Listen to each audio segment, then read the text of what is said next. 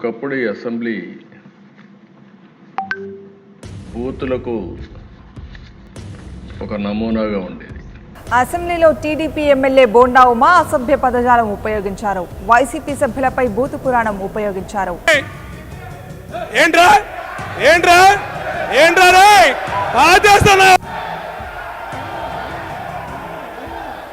ఒకప్పుడు ఈ అసెంబ్లీ బూతులకు ఒక నమూనాగా ఉండేది.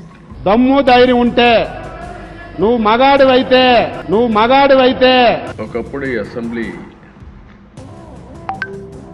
బూతులకు ఒక నమూనాగా ఉండేది. సిగ్గు కూడా లేకుండా మాట్లాడుతున్నారు ఈ రాష్ట్రంలో. ఎవడబ్బ సొమ్మిది తిరగనే మమ్మల్ని మీ కథ తెలుస్తా వదిలిపెట్టాలి మిమ్మల్ని.